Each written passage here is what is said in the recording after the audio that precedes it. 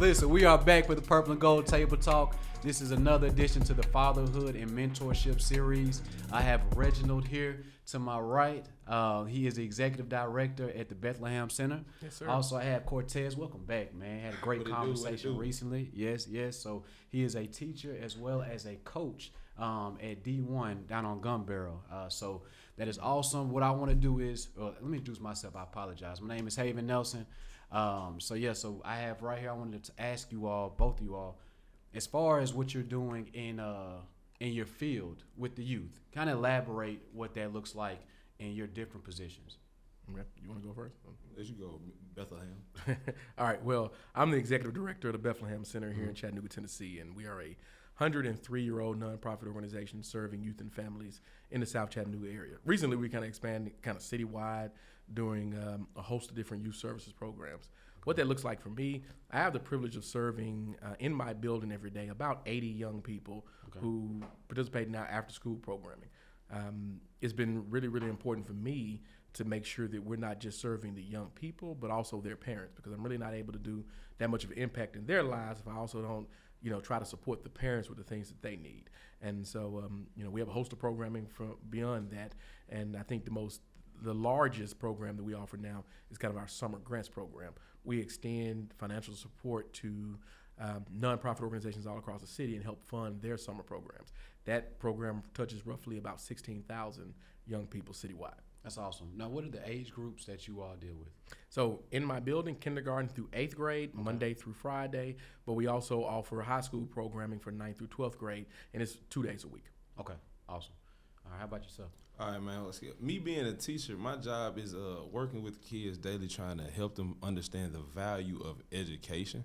That is terrifyingly hard. And what I mean by that, we can compete in a lot of things.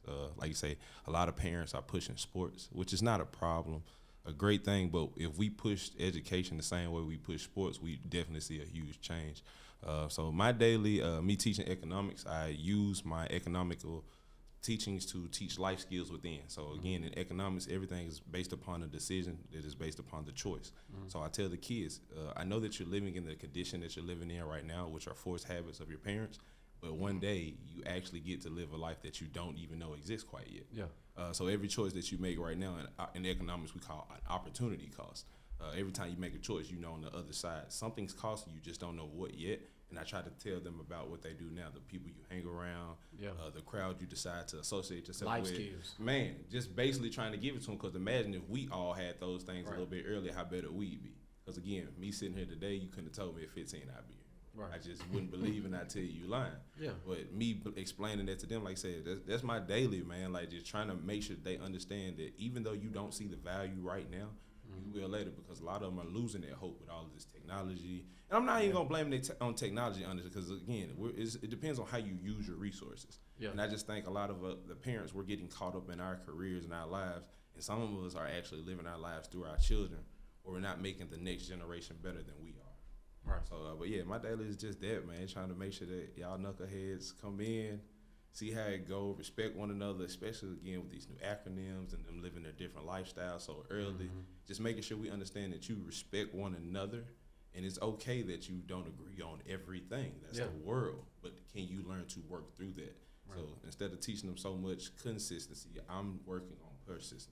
Just make sure through the trouble, can you still be who you're supposed to be? Conflict resolution. That's real. All day, man. All day. I love it. So, in both of you all, do you all feel like when you're watching these children up to 8th grade or the teenagers, and same with you in this school or when you're training them, do you feel like you're seeing these kids more in their natural element?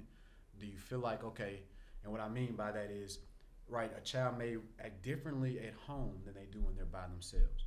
So do you feel like that's more of a natural element for you? See how they interact with different people, and elaborate on that for me. Me, definitely, because you say I get to see two sides of them. In school, you're one person. Okay. In training, you're a whole nother character. If I can get this same character that you are in training, this confident person, to exuberate in the classroom, this is a total package. Yeah. But it's not like that. Like you said, it's like they've learned to express themselves in this field, but I think that comes from the support. Like you said, when they're out there doing their thing, the parents are videoing, they're recording, they're taking pictures.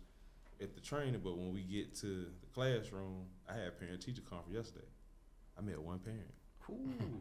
So it's just small. So and again, I work inner city They're school, not so in the stands, clapping them on as they are on the field. So I see the difference. And again, I'm an inner city teacher, so I'm not speaking for the ones who have the privilege of working with the ones who have those parents that do. I'm speaking for the ones that don't. The ones on the data, like it's a struggle to say that you can value your thinking and your degree when the kids in front of you say they don't mean nothing to me. Right. So how do you find that ground of respect? Yeah. Because they don't even see you as a person. It's like, man, you a teacher, but my job is to get on your nerves today. That's my job. They've learned that from the TV shows, the movies, the videos that we put on things that's okay. Right. It's an accepted behavior. But imagine if we already held them accountable for that. Like, we got to find a way to, in my opinion, we got to just find a way to turn the cameras back on them. It's totally cool that they use them. It's great because, like you say, sometimes we need to know the information that they passing on so we can't help. But we got to find out how to, like I say, my favorite quote that I use is smart people use smartphones. My kids love it, grown folks that I encountered, adults, business, because, again, I just think we don't take access to the resource that we have. Okay. So, man, yeah, definitely that's on my end. I'm not seeing it. I'm seeing them be able to be who they want to be in the extracurricular, but in the field that we as a people for sure need to be educatedly valuing.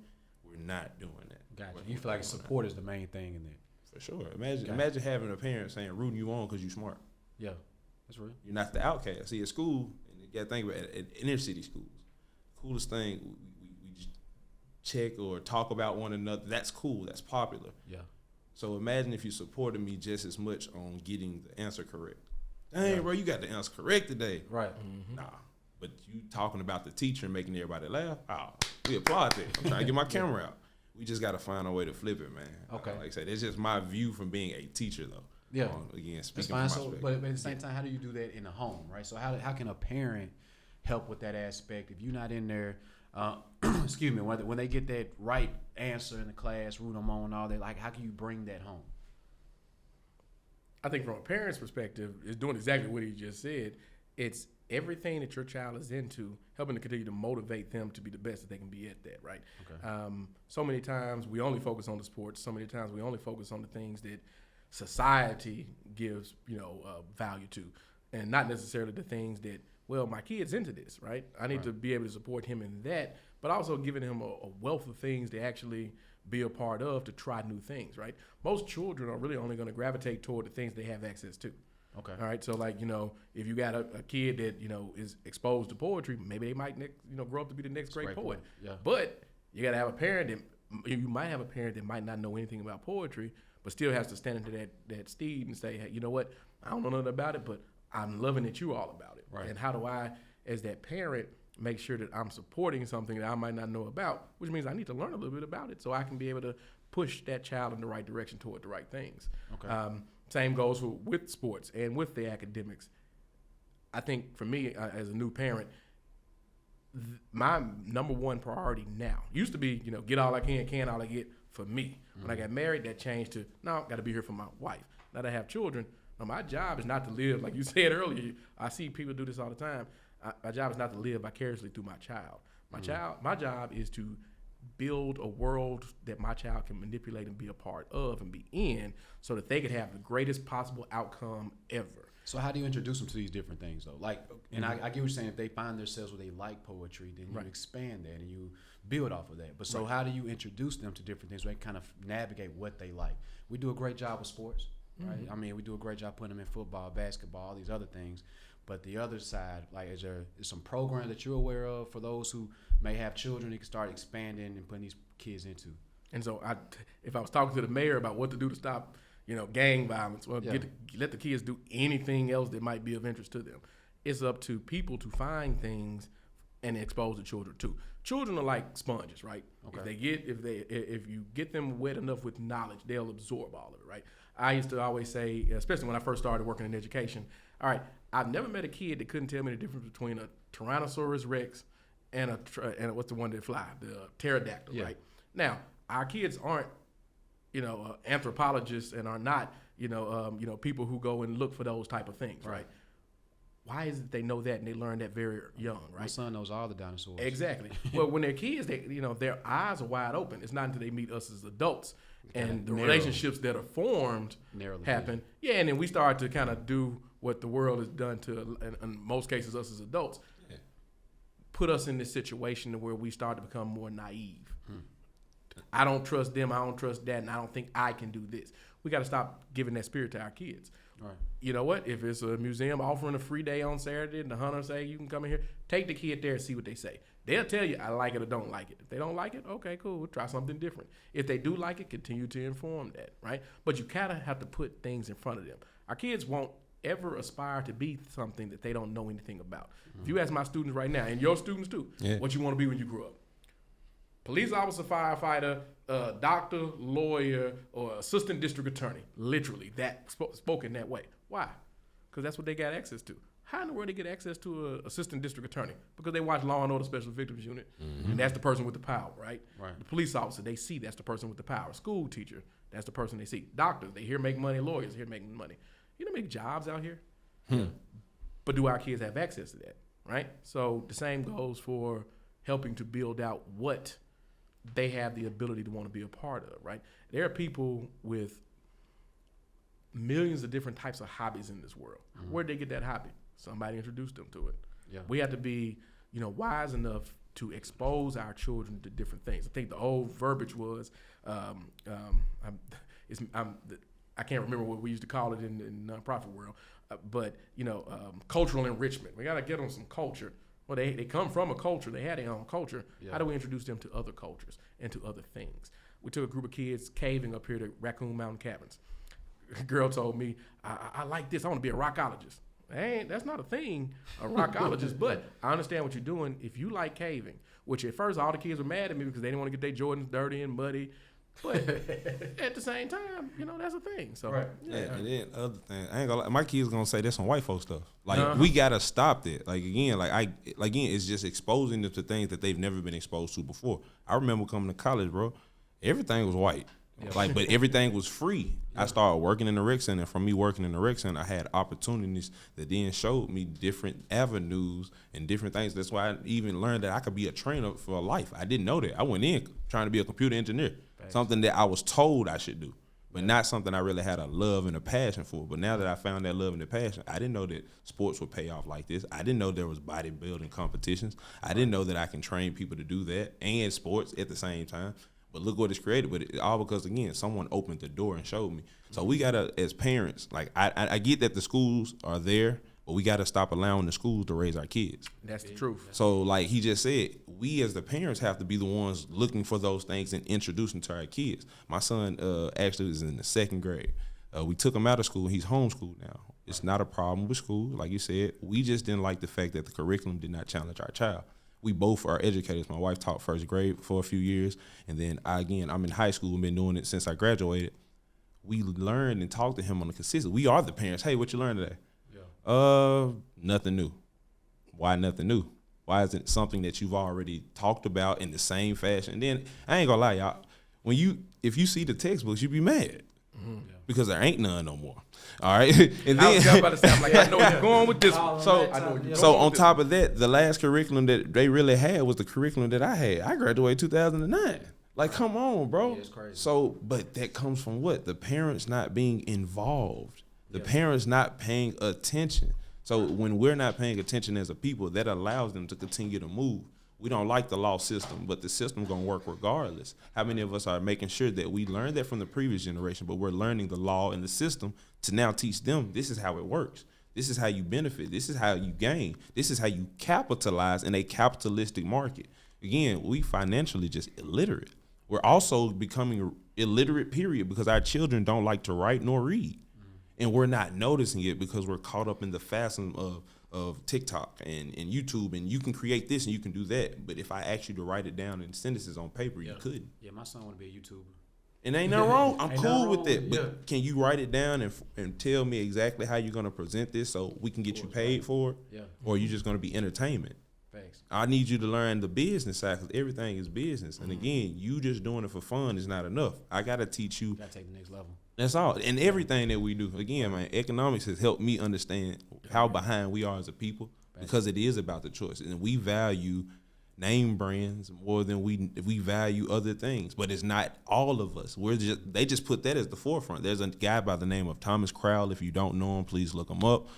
I am not saying that I'm speaking for him, but I am saying he has some ideas to offer that will expand your mind where you're able to look at it differently. If everything is about choice, what choices are you making? Mm-hmm. Right. What choices are you deciding to show your kid? My kids, I ain't saying there's nothing wrong with it, so please don't beat me up. Jordans and name brands, I ain't saying nothing wrong with it. But the day that my son showed me he wanted Spider-Man over Jordans, I stopped listening to myself. Yeah. I start going to him. Hey, bro, you want something? Hey, I want this Superman. I want the Superman hoodie out of Walmart. Yeah. I don't want the Marc Jacob clothes that mama trying to get. Okay, cool. Well, let's live through your lens because we're also teaching you economically how to make choices. Yeah. Before you make it, you can't decide to go get those desires. I have to teach you work ethic. Right. I have to teach you how to earn. I have to teach you how to gain.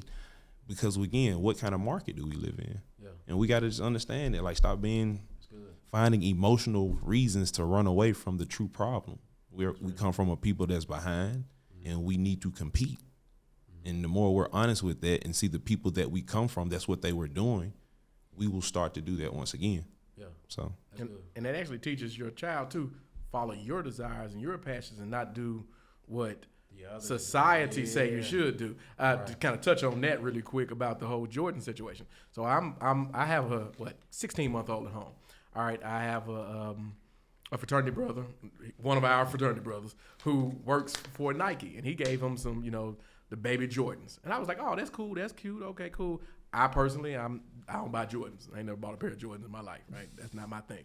But I'm like, okay, cool. Jordan's cool. Jordan haters in here, man. No, not Jordan haters. It's just that for me, economically, I like a different brand of shoe, and I wear them that brand every day because that's the world that I'm in, right? Right. All right. So nothing against Jordan. My wife got Jordans. She likes Jordans. And good for her. I don't want them. I put my money elsewhere, right? But at the same time, my son, okay, cool. I want my son to wear some Jordans, and he can be around and look like all the rest of the kids with the Jordans on. All right. So me, myself, thinking, well, his foot getting bigger. Let me go look at these prices of Jordans. I did not know because I don't buy Jordans. I know Jordans for adults are expensive. Yeah. I did not know they're $125 for kids. Yeah. For these little kids. Yeah. So of course I told my wife, hey, we started this section, 529 plan. Yeah. I ain't never buying a pair of Jordans. Anytime I think about buying some, I'm just gonna put that money in that section 529. Real quick. For this on. For those who don't know what a 529 is, can you elaborate on that? Please. It's a college fund for kids. That's a good. A Section 529 is a college fund. Right. Not saying that my son might decide not to go to college. Chances are he probably will. Mm-hmm. I'm an academic. That's my worldview of trying to do things. That's my wife. She's the same way. But we created Section 529s for both my son and my daughter. I have a 8-week-old at home right now, and I have a 15-month-old right now. So 8-week-old daughter and a 15-month-old son. All right, built that for them because my new philosophy in life is I used to go out and try to make money and do stuff so that I could have money one day and be rich. Now my whole thing is, look, my children turn 18, they should never have to work for somebody else. How do we build something for them? All right, if in the event they choose not to utilize that college fund for that, the way we kind of built out ours was that, it's funding that they can use for whatever, right? If they want to go out and buy houses and become, real estate moguls, fine. Funding is there. They choose to go to the military and, defer whatever. Okay, cool. Well, you have money here so that you're never worried about money. Right. So that's my goal in life now is how do I make my children millionaires at 18? Yep. And elaborate. So the 529 actually, the money you put in and invest in the market as it goes, correct? Yeah. I just wanted to add that to it. And the state of Tennessee has a really good way of doing it through the state of Tennessee. I chose to go through Fidelity because I'm me. Right. And I like that plan better. Yeah. But, I had a conversation with a friend of mine about this the other day. You don't want to get one where they can only have to use it for college. You want to create some investment opportunities for your, for your children to be able to use this money when that time comes for whatever reason. Right. And those interested in private school, they actually changed it as well that they can use it for earlier education and not just college. Right. So if you're looking at private school, high school years, or middle school or whatever it may be, you can start the 529s, actually use those funds to that as well. So just want to drop that right there. And I just want to add on, it's a great thing that you just said, like your son and your daughters will have the option because you live and you give them the option to know that it's possible. I come from a single mother household. My grandma ended up raising me, man. So I didn't see the success, but I knew it was possible. Right. And me becoming successful at it, I now see what it does to a child that grows up and looks at you. I'm my son's and my daughter's Superman. Yeah, you and are. them knowing that what I have, what their mother has, it puts already in them that if I want to, I can. Yep. So now it really is an option, where for me, it wasn't an option. It was the only way. Right. Like if I didn't make it or do this, I am not going to be successful. I'm going to be like everybody else and not have choices in life to live the way that I choose. Right. So like you said, making sure that your children see these things, even if you're not there, that helps. So just this is something to just emphasize a little bit. And I think that goes back to that whole thing of exposure, right? All right. Our parents did what our parents could do to get us to where we were. Yep. Now, we have a choice. We could do exactly what they did because that's all we think we know, or we can try to go and learn to be the best people we can be, to do the best things we can do so our children can have an opportunity. And we need to instill upon them, hey, all right, cool. One day when y'all are, blessed to be parents, y'all got to be doing the exact same thing to make sure that their children continue to level up, right? Yeah. I don't want my kids to say, well, my dad did all this, so I'm just going to chill, right? I was looking at an old meme. They were talking about, hard times make strong men who make, the next generation a tad bit, weaker. And no, it's just the opposite. And weak men create hard times. Yeah, weak men create hard times. Yep. All right, as black men in this country, we got to be training our sons and our daughters to be, y'all need to be stronger than us because the fight don't get no easier. Right. Things change. My dad didn't have access to TikToks and stuff when he was growing up in the 60s and 70s, right? Yeah. He did what he could during his time. Then he had me. And I'm doing what I can do during my time. But my son need to be stronger, need to be more, and need to know his history and know where, like I say, he need to know where we came from in Memphis, right? Yeah. He need to know that things weren't all that the history books sometimes want to say, oh, it was just easy, it was this and that. Oh, yeah, and there was slavery, right? No, he needs to know the truth so that he can be able to continue to teach that so that he can be a strong man that can do the things that's necessary.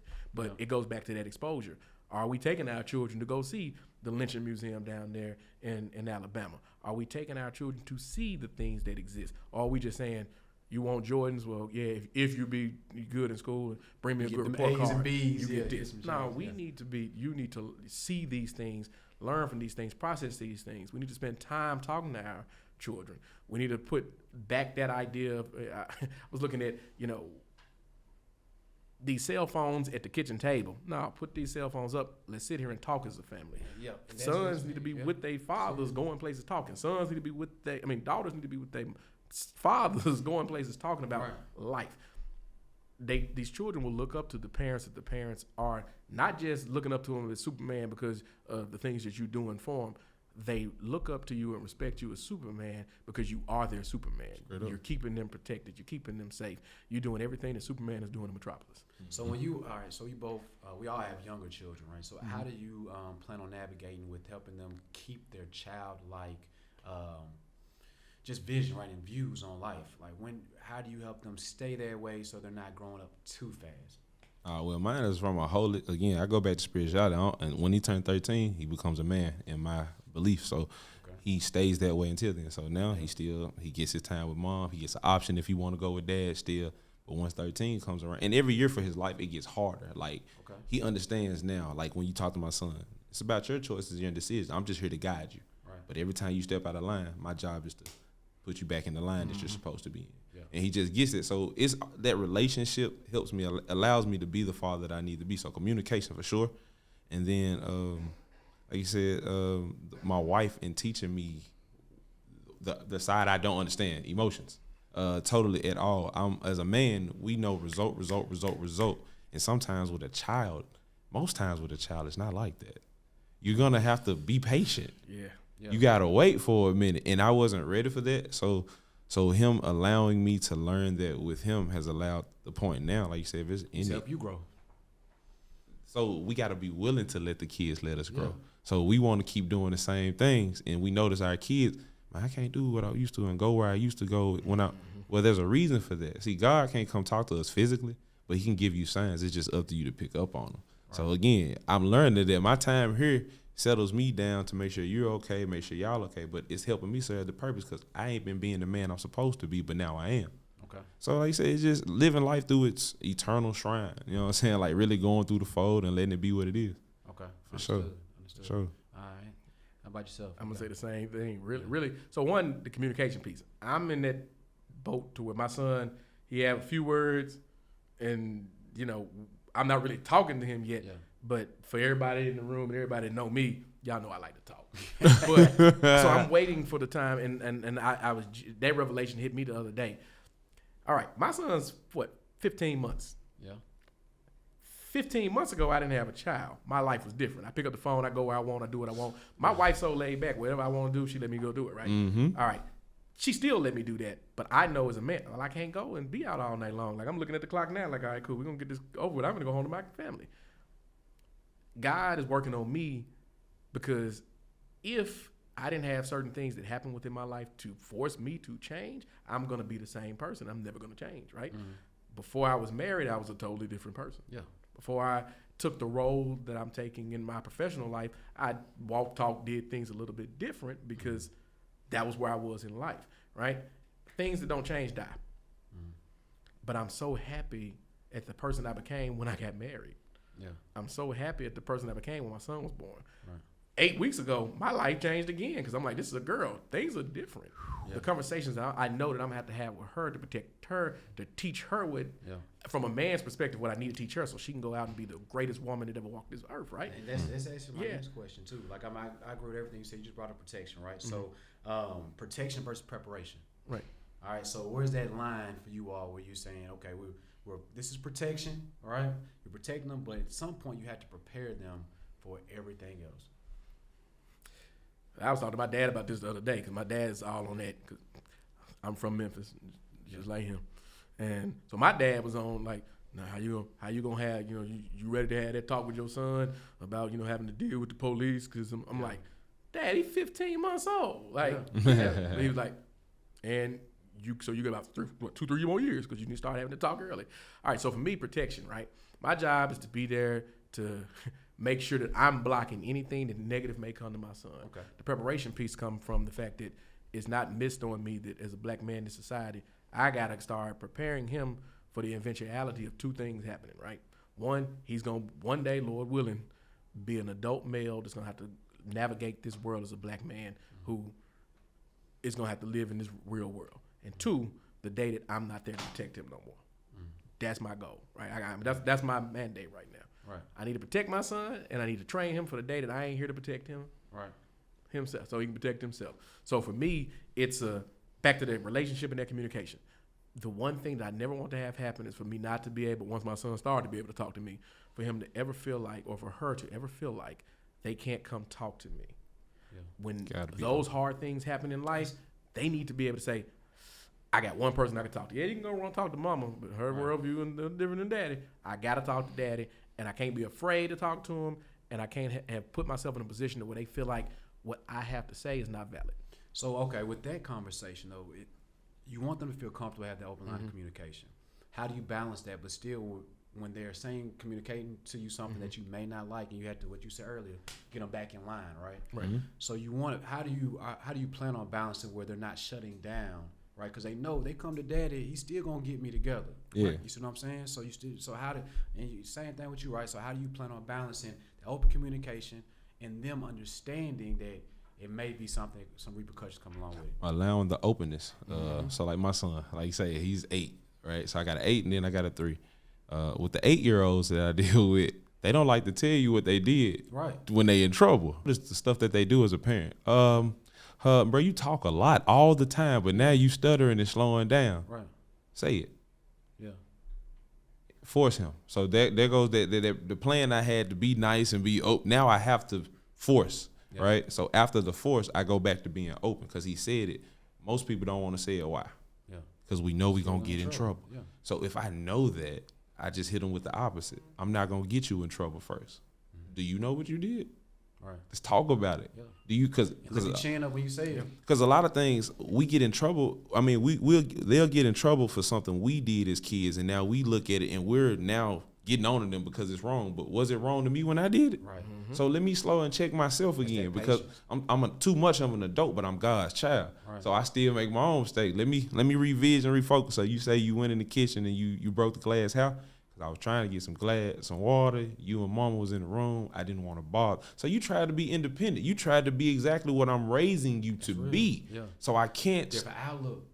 But I have to be willing to see exactly. Yeah, again. Exactly. And that made me think of that whole thing of stuff that I don't know if your folk told you this, but our folk do as I say, not as I do. Right. Yeah. I ain't we like gotta that. kill some of this toxic stuff that I said I was never gonna use that. We gotta kill some of this stuff that we was exposed to because that's the way that we was raised, right? Yeah. Well, yeah, that makes sense, but that ain't what you tell a kid. No. Right? No, we have to be Superman in their eyes. We have to be right. But it go back to, I can't play gotcha games with you. I know you did wrong and I'm mad at you right now. So no, all right, let's talk through this. That open communication.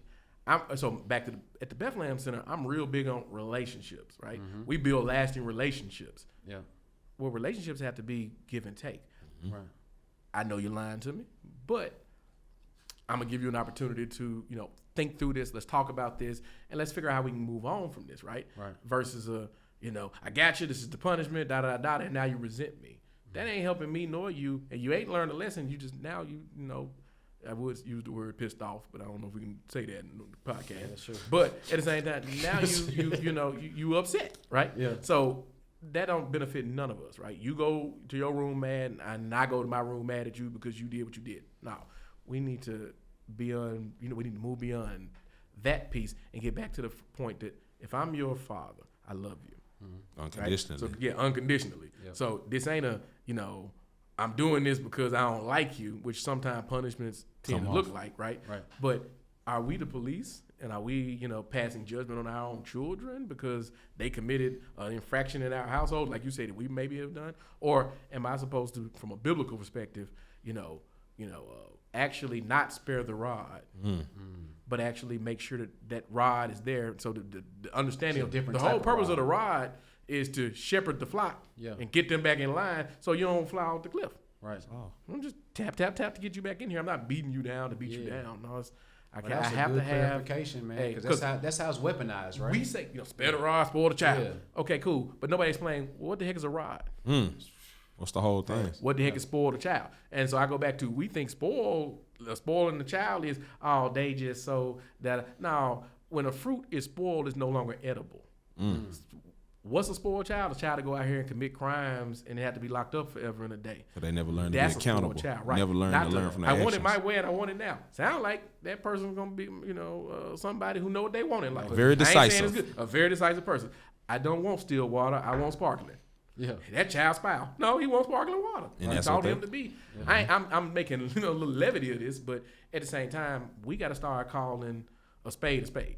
Yeah, I like it. And we don't do that. We just do what generations before us did because that's what we talk. Most people, we don't have conversations about parenting like this. That's why I'm liking to be a part of this. So, and that's what I was going to ask too. All right, you brought up a good point about having the conversations. Mm-hmm. How do you all find outlets in these conversations within your own community? I call him. Okay. I'll be truly honest. As men, I can't go to my friends that don't have children and talk about my problems with my wife if they're not married, right? Yeah. Or my children if they don't have children. I have to find my group of people. I'm not one to pick up, let me get the self-help book and read some PhD talk to me about the proper ways to parent it. They never raised my child. Ain't no way. My child different than their child. Right. My child's experiences are different. My experiences are different than their experiences. Yeah. I have to find people of like attainments and like minds to actually, kind of reconcile this through with. Yeah. Right. So for me, it's you. They say it take a village to raise a child. Oh, I realize I understand that after these last 15 months. Yeah. Mm-hmm. You need a village. Yeah. And you need people who you can talk to. 15 months in? I'm 15 months in. I realize observing. So quick plug for all these single mothers and stuff. Yeah. I don't see how they do it. I'm gonna be praying for every last one of them I run across. Yeah. And any way I can help them, I will, because I got 2 under 2 in my household right now, and my wife is strong. I'm the struggling one. Straight up. But I know that beyond all that, though, she can handle the things that I can't think through what I need to do. My job is to protect her. My job is to protect them, and my job is to prepare them for the day that I'm no longer there. That's right. Yeah, for sure. Like you said, and when they go back, like you said, the communication with your son and being open, you can't be afraid to have these conversations right now outside the house. Of course, with your partner, if you have the spouse in the house with you, you definitely got to have it with them. Because I ain't gonna lie, I don't want to sleep some nights like, damn, I'm a horrible dad. Like, how do I do this and sleep with this on my conscience? Meanwhile, I said to her, oh, man, I felt like that last month. I ain't even say nothing to you about it. So it's really the commonality of knowing that, again, there's no book to being a parent. That vulnerability. So we're going to make mistakes. Another thing is we got to stop comparing ourselves to our parents, because that halted me for a second in being a father. And I'm going to say that openly. My wife had started just telling me, she's like, she compares me to what she had. She had her father around a little bit more than I did. I didn't, and she had a stepfather. So me being there used to be enough. Like you say, I worked hard today and I came in the house. I mean, no, I ain't finna rock a baby to sleep or do nothing. I'm here. That's enough, right? Right. No, it's not enough. But my daddy went there. I'm here. Right. You can't compare yourself to that. You supposed to have been being better anyway. So you've taken the first step, being here. Now what's the next step? Investing in the child. Right. Looking at and realizing all the time that he didn't spend is the time that you must spend. Yeah. So again, we have to go through some of these experiences and let the old die so the new can live. Mm-hmm. Be open and understanding some of this stuff. How do I educate them with all this new TikTok? I got to get into it a little bit, just a little bit, and I teach them what they don't know: self-control. Yeah. We know how to say, "Oh snap! I done got hit with the button and just said I've been scrolling too long. Let me go to bed tonight." My child don't. To them, that's funny. You know I'm doing it. Let me keep going. Right. So we just got to make sure we tap in and teach. Too much of anything is too much. Yep. Like, we just don't have regular conversations. Like, I'm not my child friend by no means, but he think I am. Yeah. That's my job. I'm here to guide you. So if you need to think I'm your friend, man, all right, they tell us God love us, right? God love you. He love you. Then you get with God, you be like, you want me to change what? You want me to stop doing what now? So this to be with you, I already loved you though. Yeah. So you learn the unconditional part, but if you really gonna stick around and you gonna hang with dad and be with me, guess what? You got to drop that, because that ain't a part of me. Yeah. And that's understandable. That's all I'm trying to teach my child. Do you want to live or do you want to die? Mm-hmm. You can die easily, but it's hard to live. Yeah. It's easy to die. Yeah, but thanks. So all facts. And look, I'm gonna go left, man, because this is one of the topics that we had on the list, and I know at the Bethlehem Center you all do a sex education class, right? We do offer access to those types of courses. Sorry. Yeah. As a Christian organization, we don't offer them, but we do recognize the need of having that for our students, so we do have access. That out, but I said that wrong. No, you keep it in there, because I make no qualms about it. We do have access to that knowledge because our kids need it. Yes. Right. Okay. I just can't offer it. Right. Understood. As my organization. Yeah. So all right. So with that being said, what are the ages that the ones who do offer it? How early are they starting? Oh shoot, we're early. Like you know about the programming? Yeah. Like bringing the kids in for the program. Yeah, like 5th and 6th grade, the students can be involved. When should you have those conversations? Like, when should you? It depends on you as a parent. When will you? All right. So again, my child is homeschooled. One thing as a parent, you got to start investigating, bro. I looked at my life when I was a child. What did I learn? Most of my negative habits. Yeah. Damn sure went from a grandma. Come on now. It was from them kids at school. Yep. See, grandma didn't let me curse, but Johnny, he can curse around his mama, his friends, smoke, all that. Mm-hmm. So now I learned, so you can do that? Man, my grandma lame. My grandma ain't cool. My grandma don't let me do, no, my grandma curled like hell to make sure that I didn't learn negative ways that he also didn't know were negative, because that's what he was raised in. Mm-hmm. So just looking back on it, man, school is the one that teach you the worst. So you got to start looking at it. Yeah, okay. Yeah, like I said, because 15 months in, I haven't really got to that point to where I'm forced to have to do that. But I've been thinking through this because naturally I'm a planner. Yeah. For me, it goes back to I need to be involved in what my children are involved in, who my children are involved with, and the moment. And because right now I'm kind of in flux because when I was growing up, we had the internet, but you had to wait for it to log on. Get parental advisory stuff to get in the all that. But now it's like it's available on their phone. If I give a kid if I buy my child a a kid version tablet of some sort. And looking at how my child is smart now and able to do stuff, he gonna figure out how to defeat whatever firewall is put on there, and he can get access to anything he needs right there on that device without friends. And you're right, friends and school will teach you stuff. Right. That internet though is a world of hurt. There's a world of stuff. So I have to be cautious enough to know when my child is cognizant enough to have these conversations. I need to be putting just enough seeds in there so that, like we said earlier, when certain things pop up, he's open enough to ask me, or I'm smart enough to see he ain't asking me, let me go on and just jump in here and have this conversation.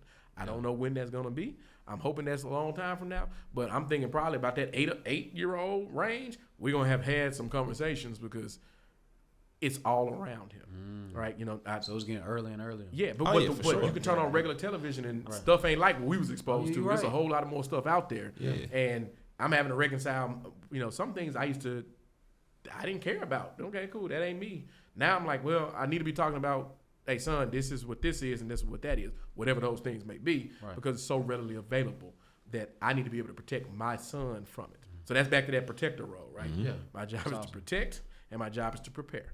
Awesome. I got to protect them from every fiery dart out there, and I got to protect them prepare them for the day that daddy ain't there to do it for you. That's real. That's good, man. I just know that, man, you can't protect them from everything, though. I know. That's the hard part. So it's only, again, it's just really being prepared and being willing to know that they're going to get exposed to some things that I'm not willing and ready for. But again, I just got to be ready to deal with whatever that may be. Whatever consequences. Yeah, so that open conversation, because if they feel like already it's closed and I can't come to you, you ain't got to worry about it. It's not going to happen. They're going to talk to their uncle or somebody else, and it's not going to be you. Right. But knowing that it's open, man, well, today, Dad, so-and-so, like, I have the relationship enough with my kids. I do feel like I'll get there right now. And I do, but again, I know what I've had to sacrifice for that. Those times I thought I should discipline, I had to let him go ahead and do what he got to do and let him openly come to him. I had to know he was lying a few nights. Like, this man lied, and I got to deal with it and not let the man in me outrage the father in me. You know what I mean? Yeah, that's real. That's real. Yeah. Man, listen, that wraps up the time. But, man, I appreciate you all. This was a great conversation. Thank you, man. If they want to find you all, where can they find you? What's your handle? If you're trying to follow me on Instagram, I am at PolitiCue, PolitiCue, and of course I'm Monday through Friday 9 to 5 at the Bethlehem Center. Awesome. Hey man, don't look for me. I'm off the skate. Nah, just playing. But I'm just Tez. _just_TEZ. I also have Coach Mosby's page. That's where I put some of my motivational things as well as the training or exercise. If you're looking to really be right in your life, I give it out for you. If you really are serious, you can contact me through one of my pages. And as well, I have another page that, again, if you're looking for training for kids, you can find it through BTG or you can find it through DFA, either one of those pages on Instagram. Awesome. You can find me on IG, Legendary Haven. And, this wraps up the Purple and Gold Table Talk episode. I appreciate y'all. Appreciate you.